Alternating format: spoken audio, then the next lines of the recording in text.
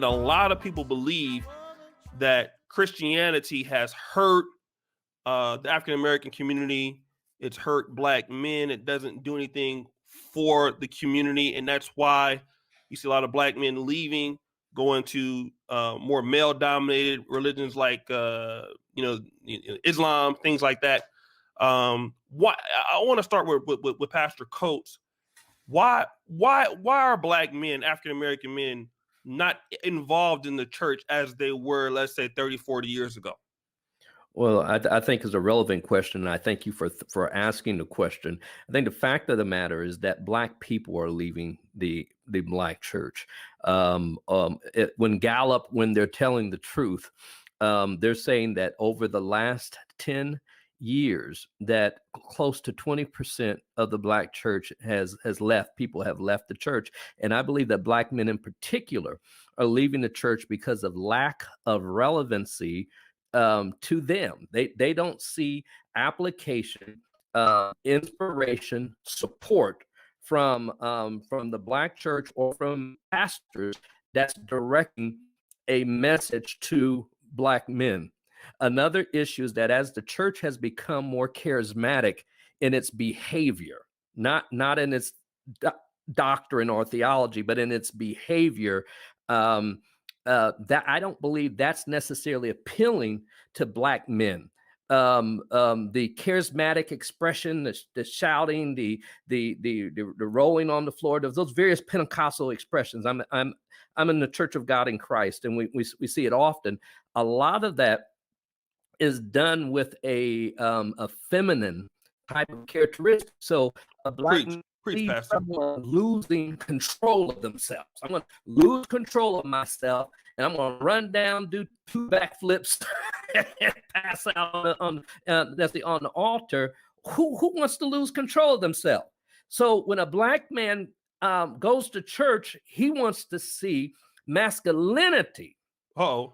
And he wants to hear a story that's telling the truth that applies to him, that he can walk away with something as a stronger man, not as a beat down on a Sunday morning because the preacher may be happening to cater to the majority of the women in the church.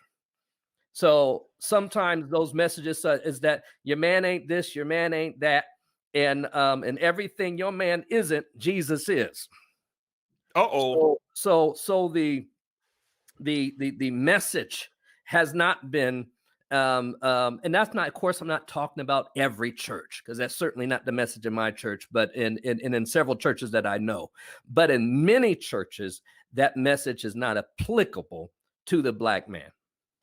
Oh man, I'm almost out of water already. So it'll be all right. Bang. All right. Welcome to the second episode of Black Thoughts and Open Experience. My name is Cam Goins. I'm Bryan Freeman. And we're here to talk about, a very controversial issue, as we do. We're talking about why Black men have left the church, or really the African American church.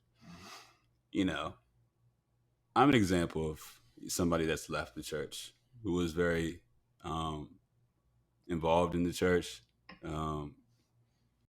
From the start, I started with Catholicism. I was always in Catholic church from I remember kindergarten all the way, through, graduating from high school. It's always been like a Catholic church background. It's always been my upbringing. I was one of those kids that got confirmed midway through high school.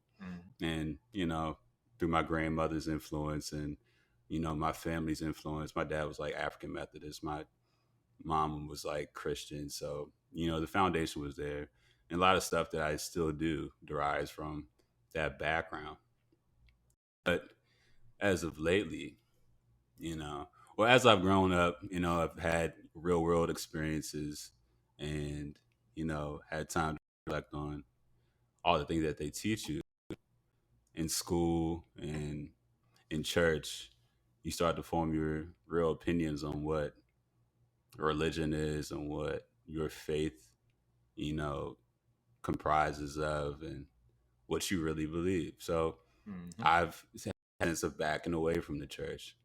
not really going to church, not really putting it as a priority of something that you have to do weekly or like every Sunday, and maybe determining my own relationship with God and how I see that practiced every day. So that's kind of like my first testimony. I'll let Bryan talk about his.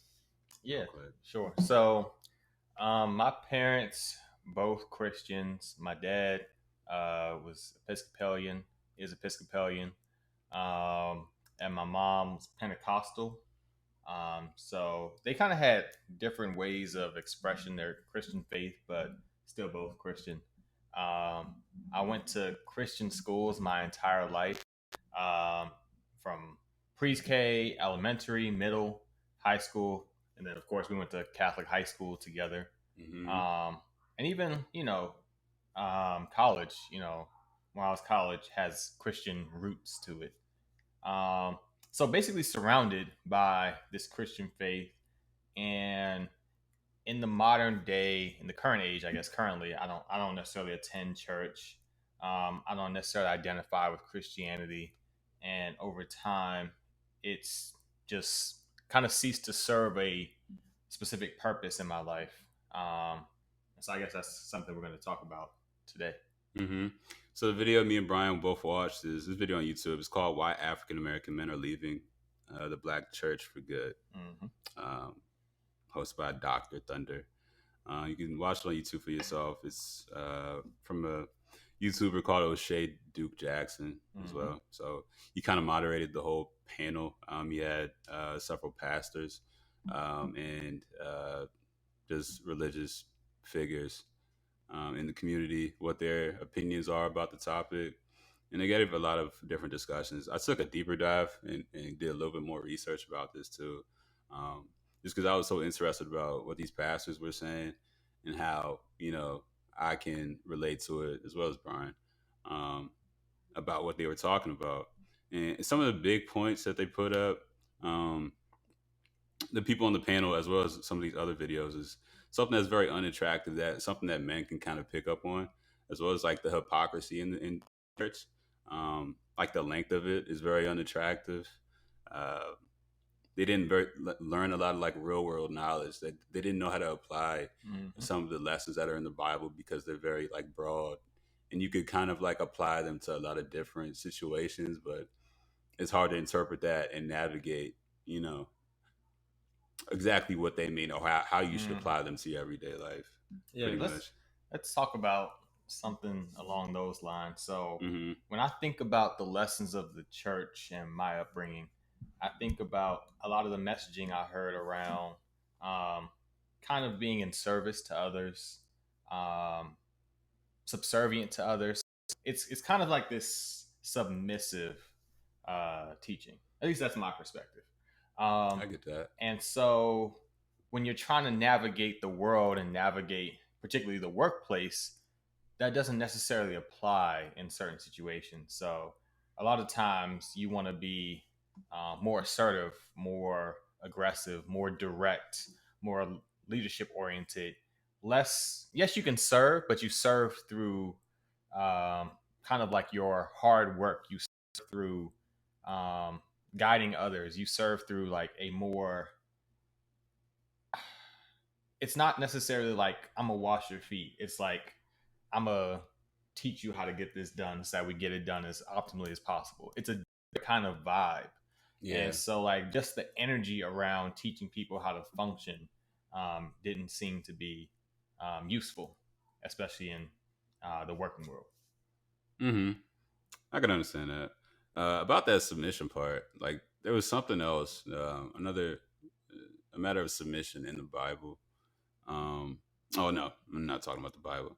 A comment that somebody said in one of the videos that I saw about submission, like religion requires you to submit to some degree, and submitting necessarily isn't an attractive learning or teaching style for a lot of men because it's synonymous with like, I guess, feminism. And a lot of what the main video that we're talking about talks about is how it kind of plays to a lot of churches' main demographic, which is women. A lot of these women are like single mothers who have had, turbulent experiences in their relationships and might have problems with significant others, like men in their lives or whatever. And a lot of these preachers or pastors is they cater to them. You know, they preach optimism, an optimistic gospel. You know, that's where I feel like the ambiguity in the how broad, you know, a lot of verses and scriptures can be interpreted can be very manipulative in the church, and it could show the business of the church, you know, because churches are all, you know, ultimately a business and have to, you know, try to appeal to their core. So women are naturally emotional. I've read that a lot of the gospel tries to get people in their emotions. Like a lot of men see it on a practical level. It's like, you're going to sit me down. You're going to hit me with the praise and worship. You're going to, you know, calm me down. You know, you're going to work into the word, and then you're going to ask for, you know, the offering, and then you get me on my way. You know, like it happens the same way. And it's just like that redundant part of church is just getting old. Of course, you know, all Has churches gotten old. Yeah. And, you know, all churches aren't the same, of course. They all have their different nuances, but just kind of speaking on the experience as a whole, with having been in the Catholic space, the Episcopalian space, the Pentecostal space, the Baptist space, I don't know if I took any real life skills. I took away spiritual skills, and even like emotional intelligence skills. I don't know if I've taken many away from the Christian church, because a lot of it is around suppressing certain emotions, certain instincts, certain feelings. It's very strict, for real. Rather than like embracing them and understanding them and being able to use them to kind of guide your path. Like a lot of the emotions that people feel and a lot of the instincts that people feel aren't necessarily innately wrong or innately evil. You know, we should experience the full gamut of emotions, not just love. Love is very important, but we should experience the full gamut of emotions and understand like all of those things play into our humanity, and we should give them their place and say it's okay to have sorrow, it's okay to have anger, it's okay to have, you know, love, of course, it's okay to be joyful, it's okay to feel all these different things, but when you feel them, this is why you feel them, this is how you navigate them. And so I think I didn't even get necessarily a way of mastering my emotions, and it took me well into adulthood to seek other sources to learn how to properly manage my emotions, for me to gain some emotional intelligence. Yeah. So one of the guys like on the podcast, C.K. Coleman, he said a good line. He said, church has become a message of sin management and not a place of management, not a place of inspiring purpose and directing what some of these feelings and emotions are for. Like he talks about directing men on what your sexual energy should be put towards, like your ultimate purpose, he says. How to have self-control, how to have vision, where to direct a lot of these natural emotions that you feel and have some certain direction. He also says that a lot of black men want to be a part of something that's bigger themselves. Like you can, you know, compare it to football. Like you want to be part of a bigger message, but they just want to hear a message that they believe and respect. And a lot of people, like, I'll go back to Kevin Samuels, like people relate to his advice and his real world experience, and the fact that he's doing well financially makes a lot of men look up to him as inspiration. So he's a role model and a figure in that and that, you know, in that right, and backs it up from, you know, what he can prove. Like this man grinded it out for 2 to 3 years, making a lot of different videos about, you know, men self-help, you know, different tips and recognizing, like, you know, recommending cologne and all that stuff for years before he got notoriety, until he started talking about women, and that's how he blew up. But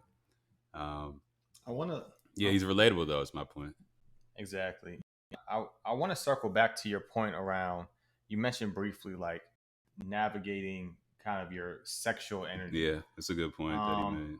Growing up in the Christian faith, again, I really want to reiterate the idea of suppression and really just like, to an extent, almost ignoring it, like pretending it's not there, like it doesn't matter, it's not important, you know, or this overwhelming force of, you know, sexual intensity, focus only on God, focus on, you know, the message of the Bible in a sense, instead of saying this energy is here for a reason. This energy can be put towards certain things, and the way you're feeling it, you can express it in certain ways that's productive, that's healthy, that benefits you, that benefits others.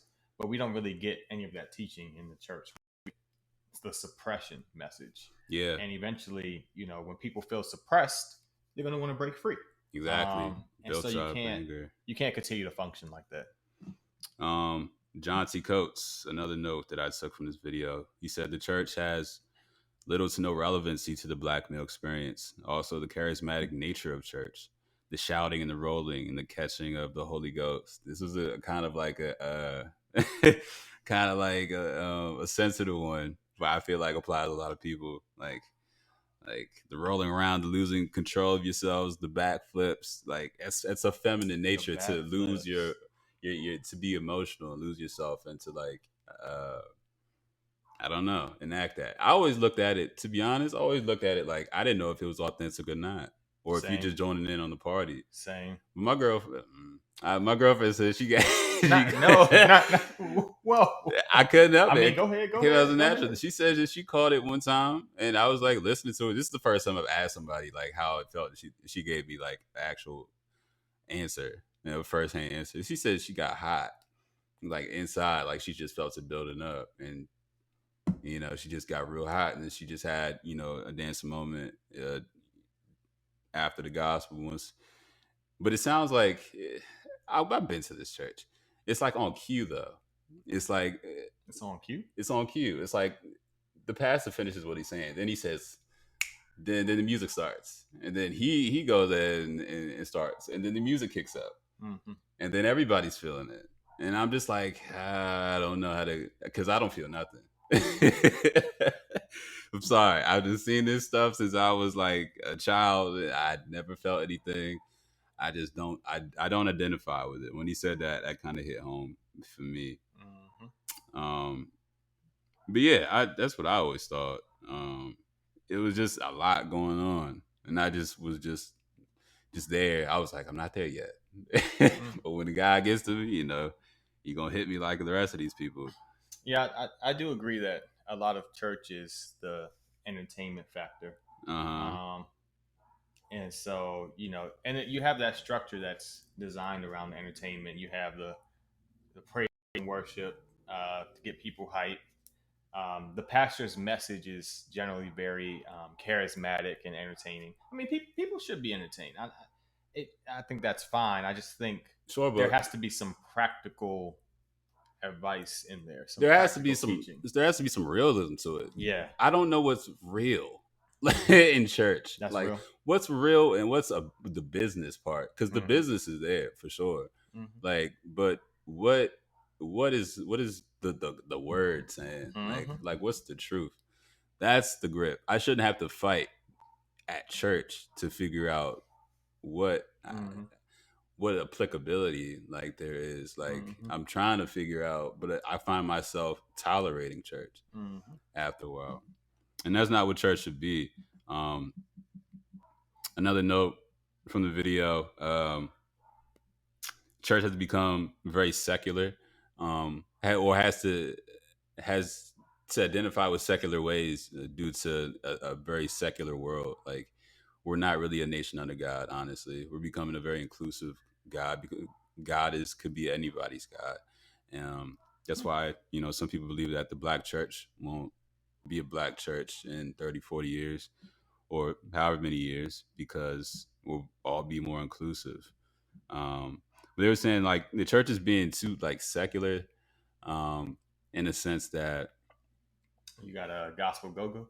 Is that what you're talking about? A little bit. I don't know what you're talking about. It's like trying to infuse like I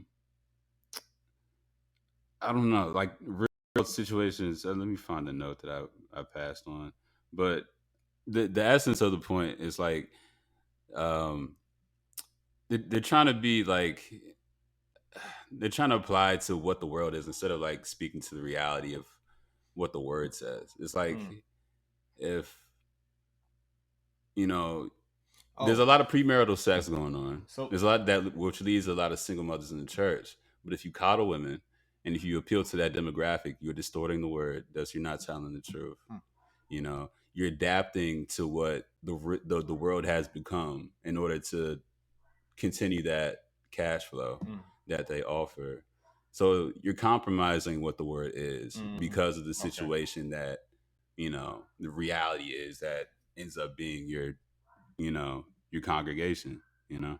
Yeah. So when you talk about kind of like the reality versus the secularism, it makes me kind of flashback to the purpose of the church, the black church, 70, 80 years ago. And it was a tool of deliverance and freedom for black people. So a lot of people like to say, oh, yeah, Christianity allowed the white man to subjugate black people. It was a tool for that as well.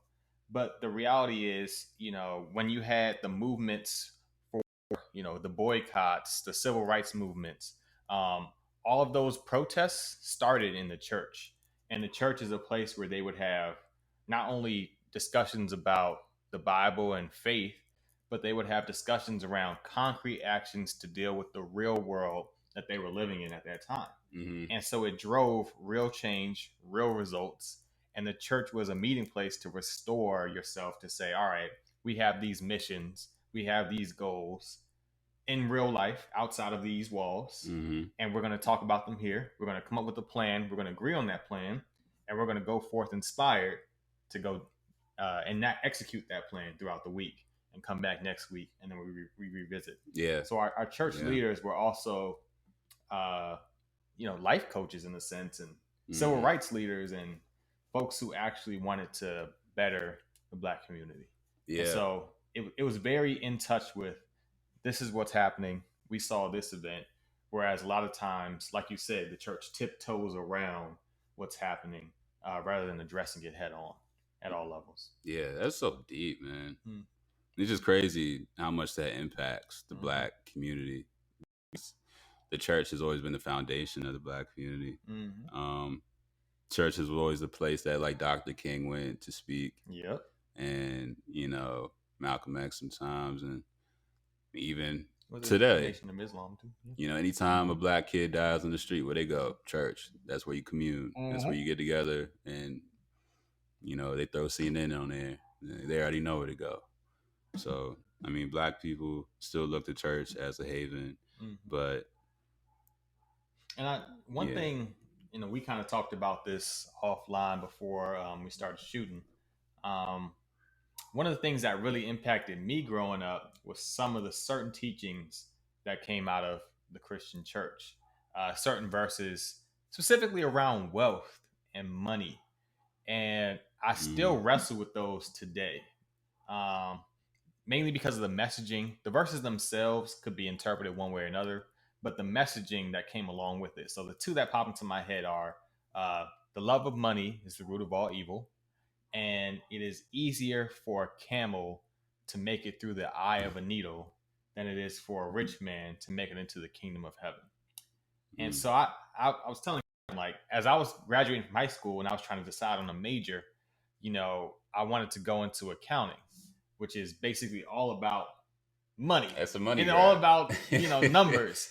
And I had this internal turmoil, because back then my faith was still really strong. I went to college with a very strong faith, left with a very different faith. So this happened recently for you? No. As far as like you said, your faith went a different way. No, this is around college. College time, I had a dramatic shift in my faith. You okay? Yeah. I mean, I felt this way, kind of how I feel currently, like significantly prior to college. Like I kind of felt like, yeah, I lied. Well, a couple years before. Yeah, but for me, it's just that contrast of like, okay, black folks, we have a lot of economic issues. A lot of them are systemically caused. A lot of them are to our history. but we also aren't giving ourselves the freedom and the almost like the call to action to push ourselves out of it, because no one's going to help us. That's the reality. No one's going to help us. They're going to pretend to help us.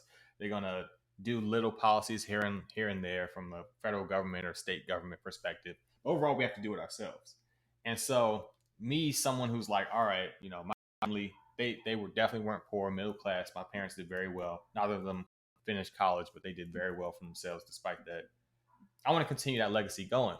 Mhm. So, as a male, I always hear, "Oh, I have to live twice the life my parents lived." You ever heard that one?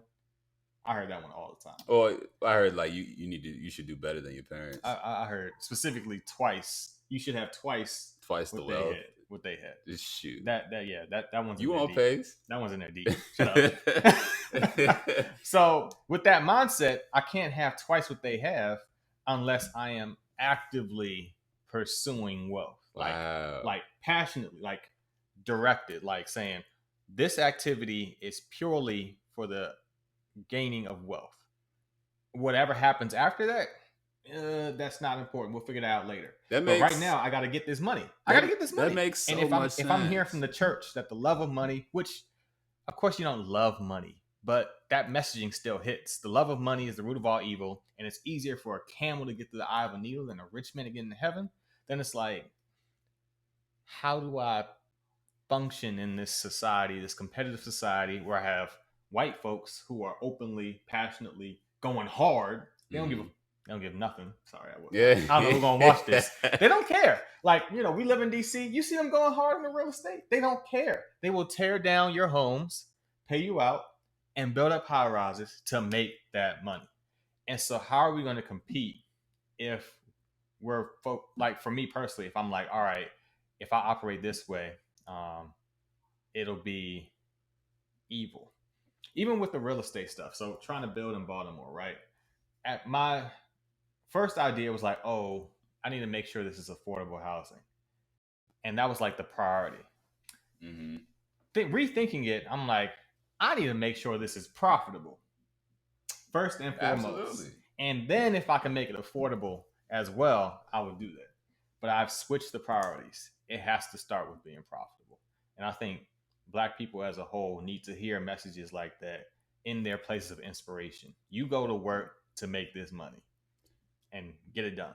For housing, it's like, for what you're doing, I think from a business standpoint, you have to be able to ensure you're profitable, because that's the end goal. Unless you're going to be draining your money. That's just it turns into a liability at that point. Like, why would you do that? You might as well just not do that. Somebody else could do that who's more well off. Like, I don't know, you just don't indebt yourself to the cause to convenience somebody else's life.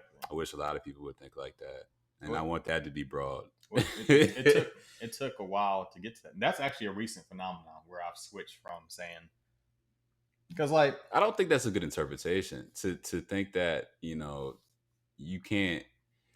I think what rich is in that quote doesn't. Oh yeah, I'm definitely not rich. Definitely not rich. Yeah, but to say that you're rich doesn't fully explain everything that rich person's doing. Like, it's just like, it's the polarity of that verse that it's supposed to. It serves in a sense in the broader scheme of things. But if a rich person is being philanthropic and makes a way and ends up accomplishing his beginning goal of making providing low income housing, and does more than that, maybe starts a nonprofit and is always doing morally just things, or good faith religious practices, you're going to tell me that man doesn't qualify? That man worked hard to make that money, provided more than anybody else that lived a frugal, noble life, a good Samaritan life that wasn't necessarily as profitable.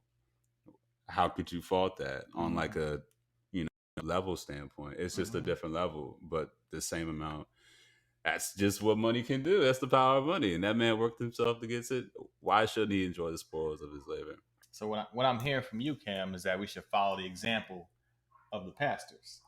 That's what I'm hearing from you. No. Because the pastors, they No. congregation, congregation Hell pull no. up, They are in a regular different. car. They are. And then the pastor pull up the Mercedes, and they pull up in the Benz. They are in a pull up different the Beamer, position. They pull up in the Tesla. I'm just saying. They're in a different position. The pastors don't seem to be giving all their wealth away. So, all I'm saying is somehow through the messaging of Christianity, that message sunk down into my head. Let me touch on that. Then I can walk up to most churches and see the pastor, And I think that the interpretation is a problem. I think it's not even like you can't fault somebody for how they interpret, like scripture. Yes, they're supposed to be the leaders. They're supposed to be the ones to guide us, to a better spiritual and hopefully human experience. But it's so subjective. Like, how can you could say something that sounds nice? You'd be like, okay, that could apply to me in a couple different ways. But how will I keep that in mind and do it at this moment and teach myself tolerance to know how to do the right thing and put that advice to use?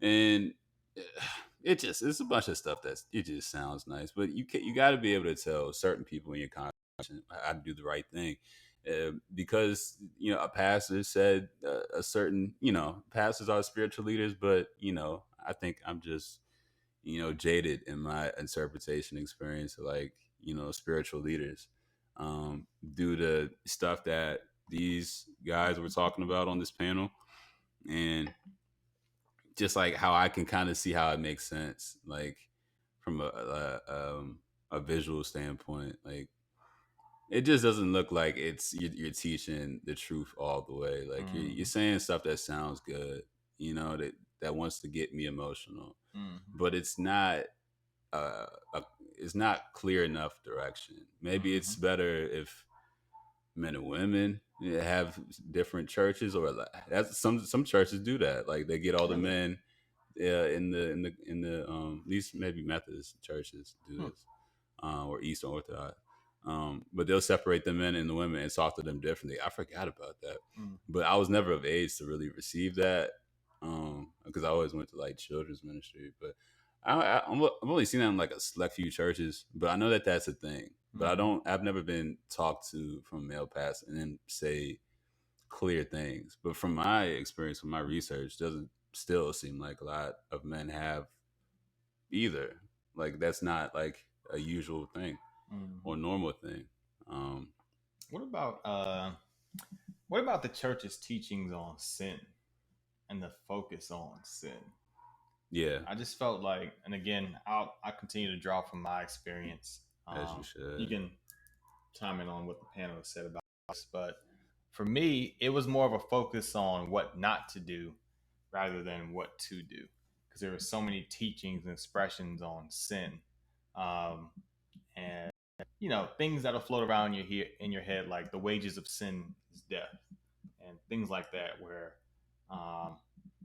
if your hand causes you to sin, cut it off. If your eye causes you to sin, gouge it out. Those types of things. Very graphic images of when you make a mistake. And a lot of times that's what sins are, a mistake. And so it kind of pushed you towards trying to live this life of perfection, rather than trying to experience things and learn and grow, and of course develop your ethics, develop the right way of living. But you also need to be a whole person and allow yourself to be human. So I don't know if the panelists had anything to say about the way the church focused on how you shouldn't be living rather than how you should be living. So they say like, it kind of goes along with that coddling. Like the church fails to like speak straight about a lot of things. Like, and also what you said too, that they're overly strict. Like they don't want to, like they tiptoe around what they say because they still have an underlying goal in mind. But it's like that lack of direction that kind of that churches historically kind of give. But T.K. Coleman, he kind of made another remark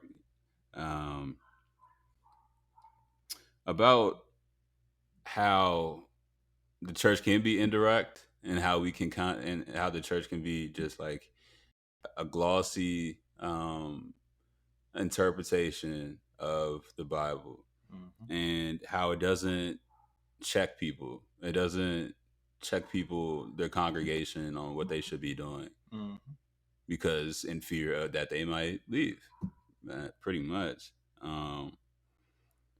But T.K. Coleman, he said that Jesus would sometimes ask his followers or people that he would encounter, answer their questions with a question, because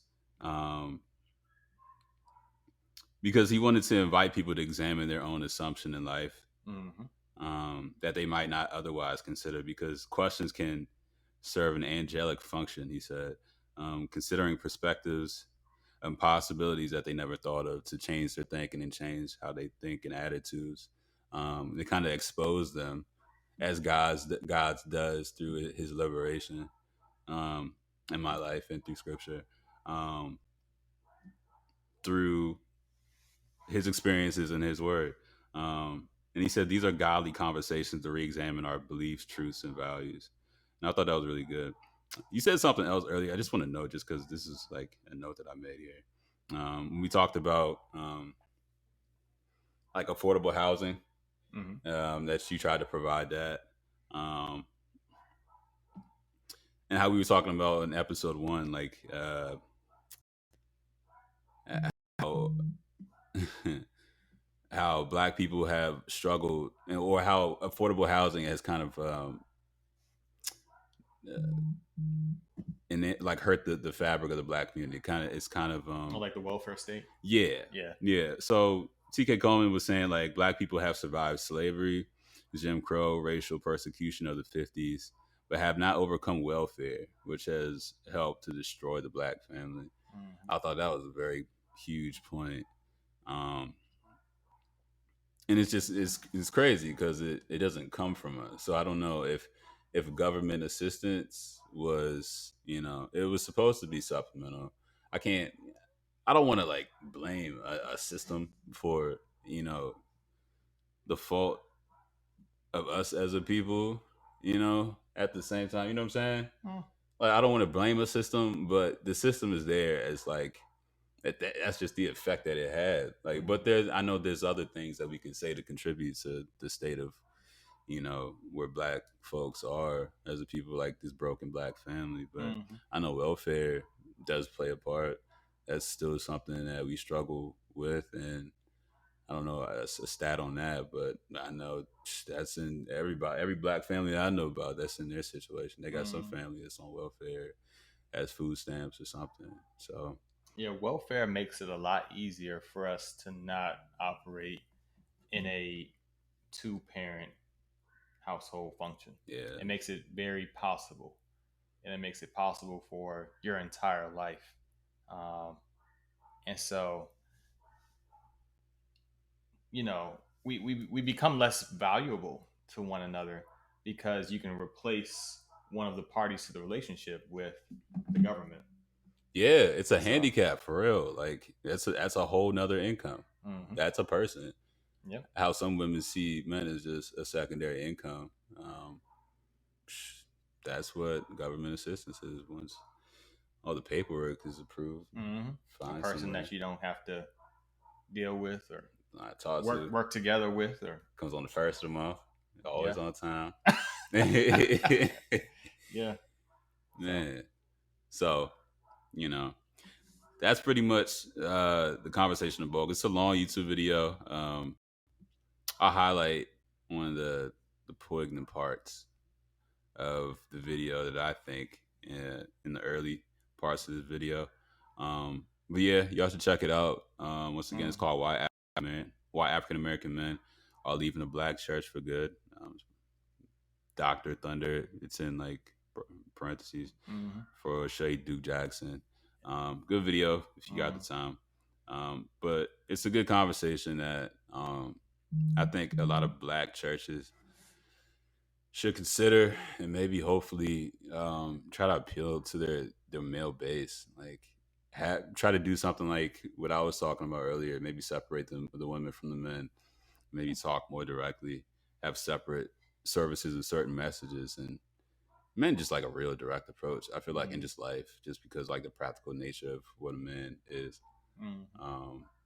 But that's my closing remark. You got anything you want to wrap up with? Yeah, so currently my wife and I, as we're expecting our first child in August, early September, depending on how long, baby wants to stay in there. But we are looking for a spiritual home. Like, I think it's very important to raise children in a space where they have some form of spiritual backing.